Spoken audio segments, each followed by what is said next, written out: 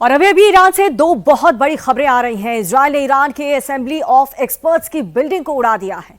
Israel ने हमला तब किया जब वहां पर अगले सुप्रीम लीडर की इलेक्शन हो रहा था। असेंबली ऑफ एक्सपर्ट्स के 88 धार्मिक नेता यहीं पर इकट्ठा होते हैं। हमले के समय ईरान के धार्मिक नेता बैलेट पेपर की गिनती कर रहे थे। सुप्रीम लीडर का चुनाव पूरा होने से पहले ही यहां पर इजरायल ने बम मार दिया। ईरान युद्ध में अब कतर भी शामिल हो चुका है, इन्वॉल्वमेंट बढ़ चुकी है। कतर ने कहा कि अपनी आत्मरक्षा में वो भी ईरान पर हमला करेगा। ईरान ने कतर पर मिसाइल और ड्रोन से हमले किए हैं। कतर ने कहा है कि उसे भी आत्मरक्षा का अधिकार है। ईरान युद्ध हर घंटे नई नई टेरिटरी में फैलता हुआ नजर आ रहा है। नए नए पैतरे, नए नए हथियार आजमाए जा रहे हैं। ईरान अब तक अकेले लड़ रहा था। बैलेंस ऑफ पावर अभी अमेरिका इजरायल की तरफ झुका हुआ है। इससे सबसे ज्यादा नुकसान चीन को हो रहा है। सवाल यह है कि क्या चीन भी इस युद्ध में शामिल होगा? अगर शामिल होगा तो कब होगा?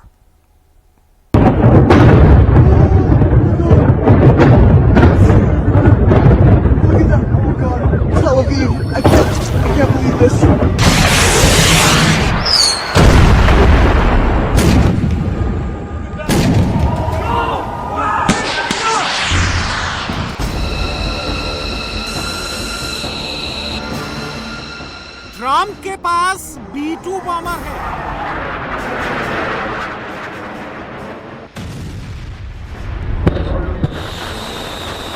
ट्रंप के पास टॉमहॉक मिसाइल है।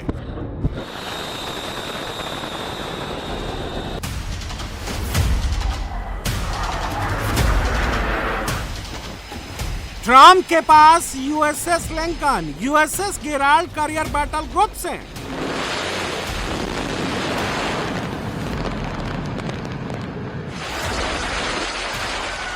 ट्रंप के पास खाड़ी के 12 देशों में अमेरिका के सैन्य अड्डे हैं।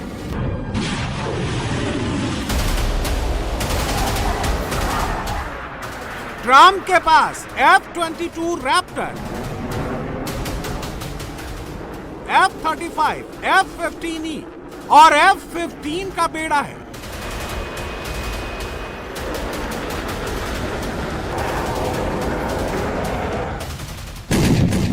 ट्रंप के पास 2,000 पाउंड के बम हैं, जिनको वो ईरान पर गिरा रहे हैं।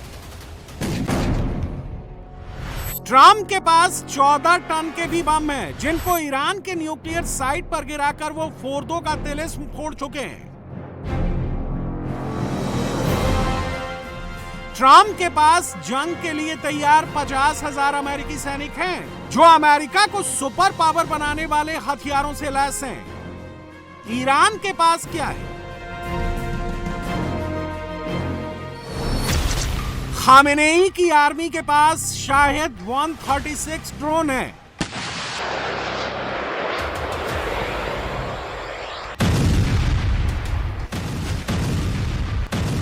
शाहिद 136 ड्रोन मार मार कर ईरान ने दुबई की नींद हराम कर दी।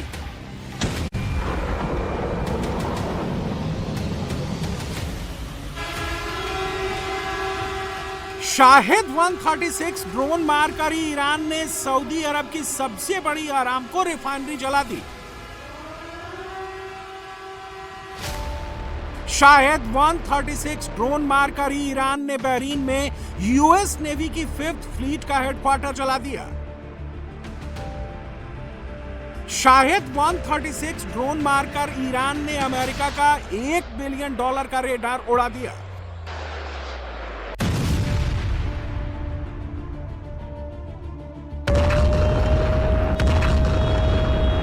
शाहिद 136 ड्रोन मारकर ईरान ने सऊदी अरब के रियाद में अमेरिका की एम्बेसी जला दी। ईरान इजरायल युद्ध में सबसे ज्यादा चर्चा ईरान के इस मिस्ट्री ड्रोन की हो रही है। चौथे दिन के युद्ध में भी ईरान टिका हुआ है और इसके पीछे यही शाहिद 136 ड्रोन है।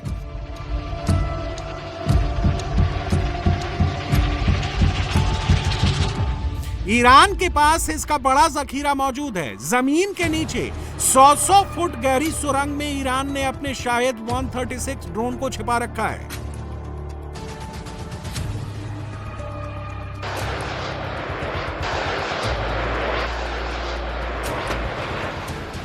जरूरत पड़ते ही ईरान अपने ड्रोन निकालता है और अमेरिकी मिलिट्री बेस को टारगेट करके शाहिद ड्रोन उड़ा देता है।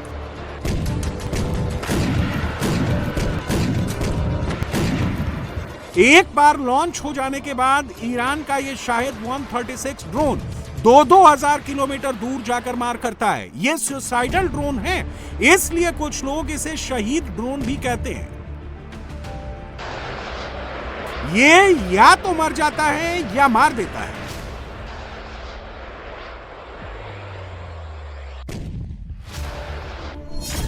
शाहिद 136 ड्रोन को लॉन्चर से 5-5 के बैच में लॉन्च किया जाता है। इसमें ट्विन मोपेड इंजन लगे होते हैं जिनके सहारे ये मैक्सिमम 13,000 फीट की ऊंचाई तक जा सकता है। टारगेट के ऊपर पहुंचकर ये मंडराता रहता है, फिर पिन पॉइंट अटैक करता है।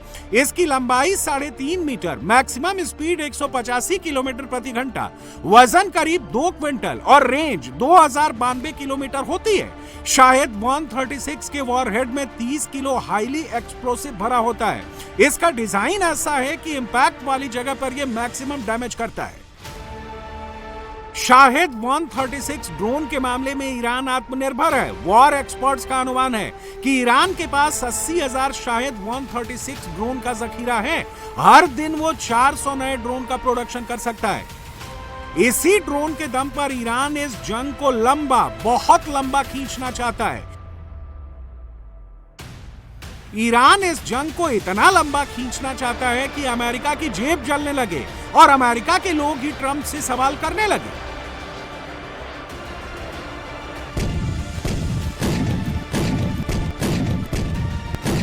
They are producing, by some estimates, over 100 of these missiles a month.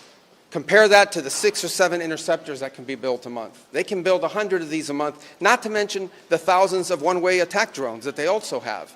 They've been doing this for a very long time, and by the way, they've been doing it under sanction. Bharat में सस्ती bike में लगने वाले 2 moped engine को जोड़कर Iran ने जो drone बनाया है उसे बनाने में $20,000 का खर्च आता है, लेकिन इनको गिराने के लिए अमेरिका, इजराइल और उसके मित्र देश 4 से $12 मिलियन की मिसाइल चला रहे हैं।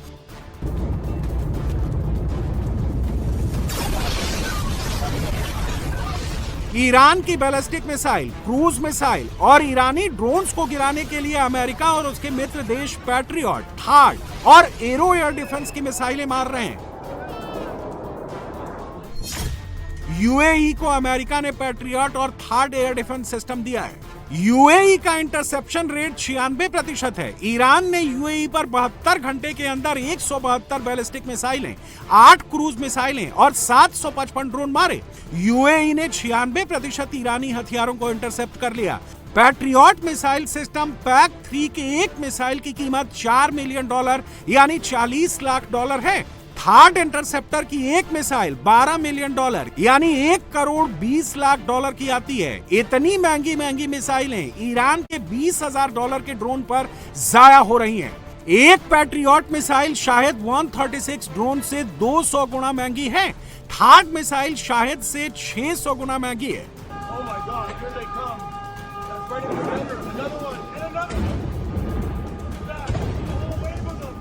डिफेंस एक्सपर्ट कहते हैं कि ईरान एक स्ट्रेटजी के साथ युद्ध कर रहा है। वो अपने दुश्मनों को थका रहा है, उनके महंगे महंगे हथियारों का स्टॉक खत्म करा रहा है। मिडिल ईस्ट, यूरोप और अमेरिका की कुछ अखबारों में खबर छप गई है कि अमेरिका के मित्र देशों के इंटरसेप्टर्स तेजी से खत्म हो रहे हैं।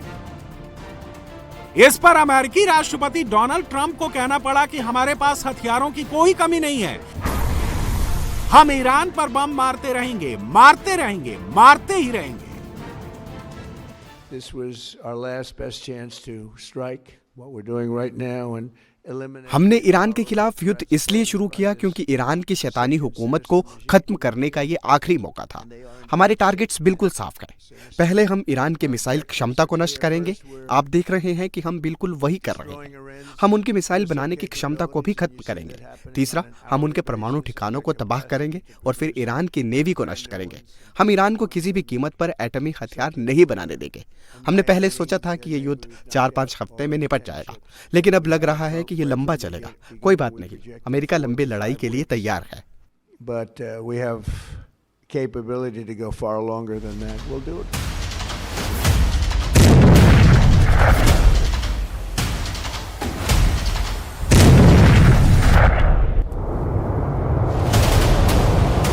ट्रंप ने जैसा कहा, अमेरिका ठीक वैसे ही मार रहा है। बम और मिसाइल मार मार कर ईरान को पाट दिया है। अमेरिका और इजरायल ने ईरान के air defence system, missile launch facility, drone launch centre, military base, IRGC के कमांड कंट्रोल सेंटर्स में तबाही मचा दी है। अमेरिका ने तेहरान से लेकर इस्फहान, बुशर, नतांज, शिराज और तबरिज शहरों में बड़े पैमाने पर बमबारी की। अमेरिका के निशाने पर खास तौर पर ईरान की रेवोल्यूशनरी गार्ड्स कोर के सेंटर हैं, जिनको खामेनेई की आर्मी कहा जाता है। ट्रंप ने इस जंग को पर्सनल ले लिया है। वो ईरान को गाजा बना देना चाहते हैं। जैसे इजरायल ने गाजा को बम और मिसाइल से खंडहर बना दिया था, ट्रंप ईरान का वही हाल करना चाहते हैं। ईरान अभी तक अड़ा हुआ है, कब तक अड़ा रहेगा ये बहुत सारे फैक्टर्स पर डिपेंड करेगा। ये उस बिल्डिंग का खंडहर है जहां ईरान के असेंबली ऑफ एक्सपर्ट्स नए सुप्रीम लीडर का चुनाव करने के लिए जमा होने वाले थे। 88 मौलवियों के जमा होने से पहले ही इजरायल और अमेरिका ने पूरी बिल्डिंग उड़ा दी। ये तस्वीरें बता रही हैं कि ईरान में अभी इजरायल और अमेरिका की जानकारी के बिना पत्ता भी नहीं हिल रहा। ईरान के पास लीडरशिप नहीं है। ईरान के पास एयरफोर्स नहीं बची।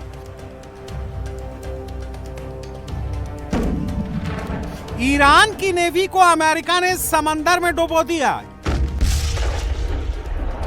ईरान के एयर डिफेंस को इजरायल ने बर्बाद कर दिया।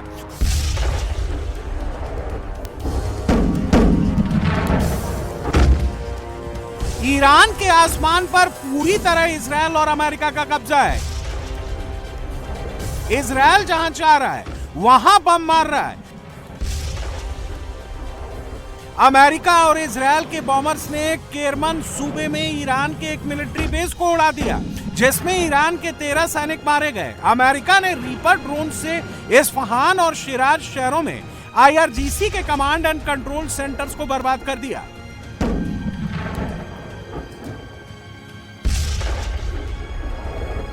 अमेरिका ने बुशर में जाम और दिर शहरों पर भी बमबारी की, जिसमें IRGC की एयरफोर्स और नेवी के 5 जवान मारे गए। अमेरिका ने B-2 बॉम्बर्स के साथ साथ B-1 बॉम्बर्स भी निकाला है।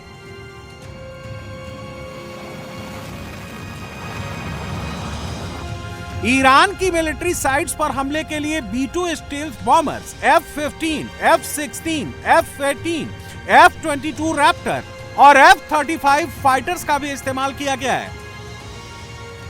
आसमान से ईरान की निगरानी करने के लिए अमेरिका अपने P-8I ओरियन एयरक्राफ्ट और E-115G अवाक्स एयरक्राफ्ट का भी इस्तेमाल कर रहा है। अमेरिका इजरायल के हमलों से तेहरान में ईरानी सरकार का सेंट्रल हेडक्वार्टर पूरी तरह तबाह हो गया है। तेहरान में military officers training centre America के हमले में बर्बाद हो गया। अमेरिका ईरान की सेना के कमांड एंड कंट्रोल सिस्टम को चुन चुन कर निशाना बना रहा है, ताकि ईरान की जंग लड़ने की क्षमता को पूरी तरह से खत्म किया जा सके। अमेरिकी राष्ट्रपति डोनाल्ड ट्रंप ने कहा है कि इतनी मार खाने के बाद ईरान अब बात करना चाहता है, लेकिन उसके लिए बहुत देर हो चुकी है। अमेरिका ने ईरान की नेवी, एयरफोर्स, डिफेंस सिस्टम और लीडरशिप को पूरी तरह तबाह कर दिया है। अब वो ईरान की शैतानी हुकूमत को जड़ से खत्म करके ही मानेंगे।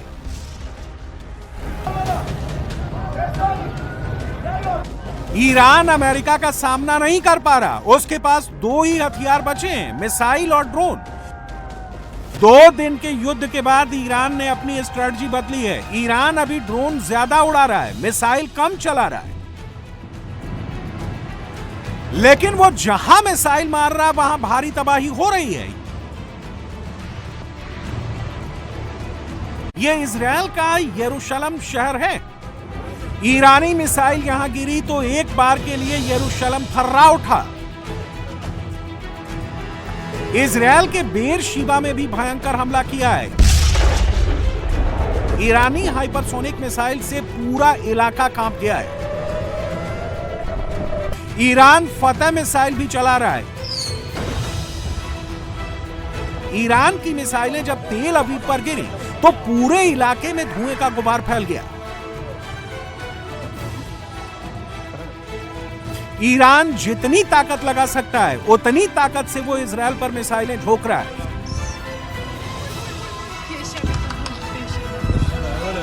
लेकिन ये तो ईरान को भी समझ में आने लगा है कि अपने दम पर वो युद्ध को खींच तो सकता है लेकिन अमेरिका से जीत नहीं सकता। उधर डोनाल्ड ट्रंप को अपने घर में ही विरोध झेलना पड़ रहा है। वॉशिंगटन डीसी में व्हाइट हाउस के सामने अमेरिका के लोगों ने ही विरोध प्रदर्शन किया। सवाल है कि यहां से आगे क्या होने वाला है। 4 हफ्तों में यह युद्ध रुकेगा या और भड़केगा। अभी 15 देश युद्ध में शामिल हैं। क्या ऐसा भी होगा कि 150 देश इस युद्ध में शामिल हो जाए?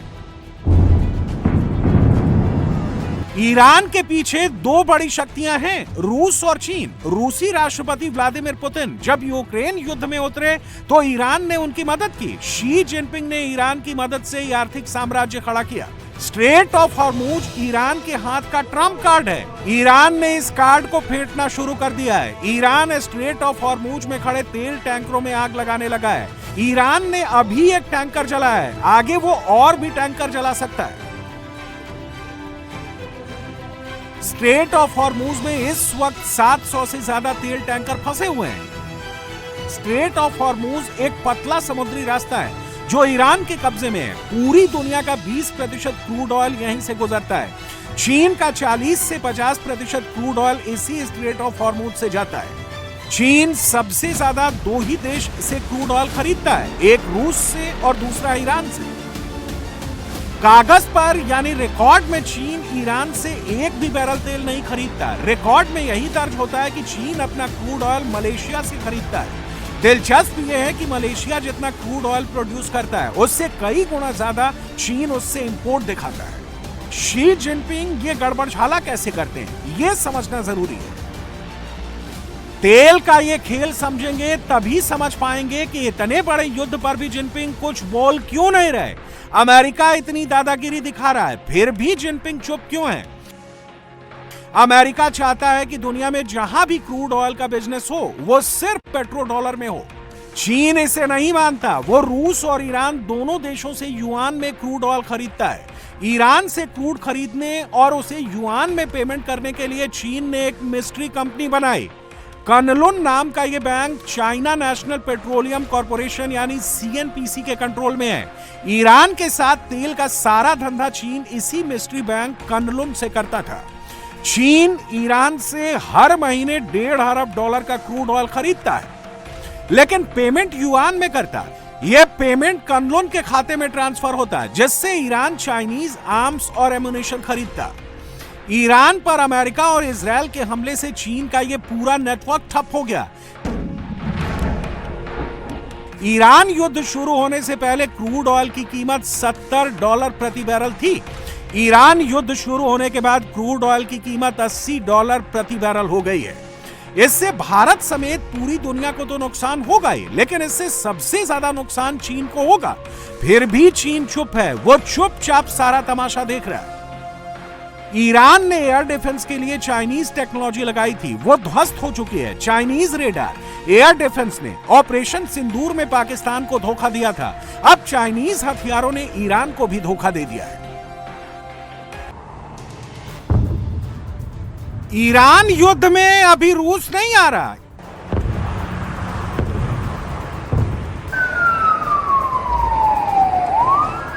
ईरान युद्ध में अभी चीन भी नहीं आ रहा।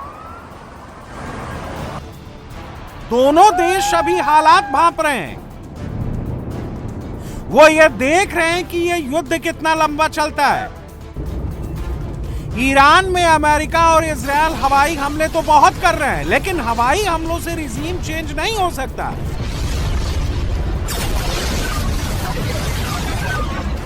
रिजीम चेंज करने के लिए अमेरिका को ईरान की जमीन पर फौज उतारनी होगी।